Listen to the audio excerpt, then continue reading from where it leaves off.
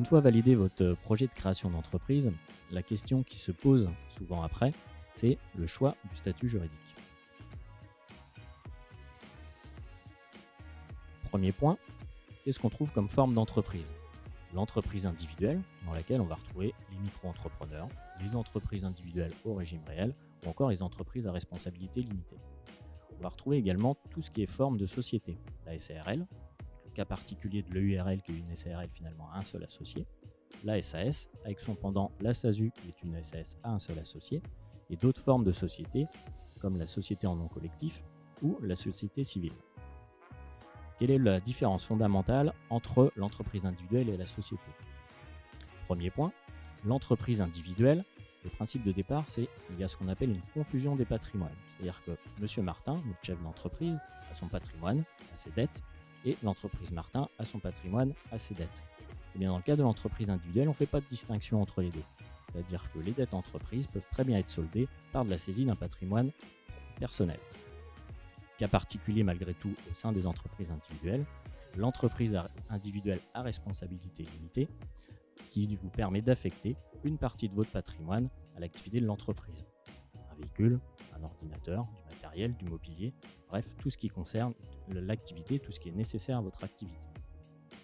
A contrario, les sociétés, on va retrouver toujours notre monsieur Martin qui a son patrimoine et ses dettes qui lui sont propres, la SARL Martin qui a son patrimoine et ses dettes, et dans le cas de la société, on va mettre une cloison étanche entre les deux. Autrement dit, les dettes de l'entreprise seront soldées uniquement par du patrimoine entreprise.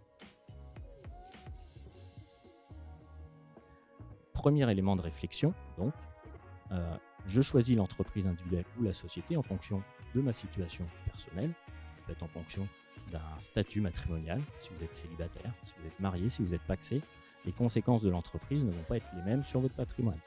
En fonction de votre patrimoine global de départ, c'est-à-dire que si vous avez déjà accumulé un petit peu de patrimoine ou d'épargne, vous allez vouloir le protéger et peut-être plutôt opter pour une version sociétale. Enfin, il peut y avoir des critères liés au projet professionnel lui-même.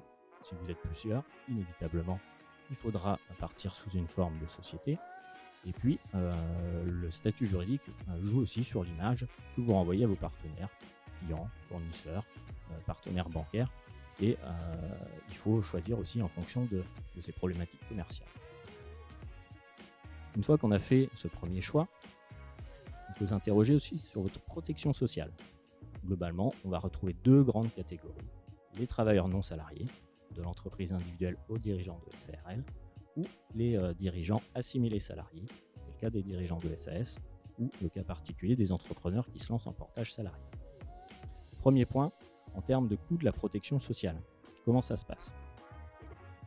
Pour une rémunération de 2 000 € net, vous voyez sur ce petit tableau, il y a un coût global, une différence de coût global plus exactement, qui est de 600 € en faveur des travailleurs non salariés. La protection sociale des non salariés coûte moins cher que celle des salariés.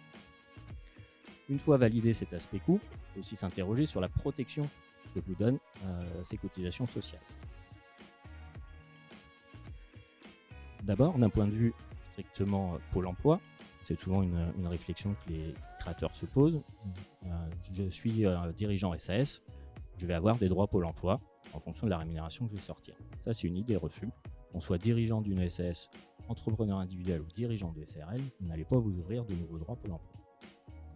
En termes de protection maladie, le régime général de la sécurité sociale sera le même pour l'ensemble des entrepreneurs. Petite nuance quand même, les non-salariés voient leur mutuelle être un tout petit peu plus cher, de l'ordre de 10 à 15% par an. En termes de protection prévoyance, c'est-à-dire les sommes que vous verse la sécurité sociale en cas d'arrêt maladie par exemple, ou en cas d'invalidité ou en cas de décès, sont à peu près équivalentes dans les deux régimes, avec une indemnité journalière légèrement supérieure au maximum chez les non-salariés. Pour ce qui est du régime de retraite de base obligatoire, le régime qui est calculé sur vos 25 meilleures années de cotisation, on a strictement les mêmes droits.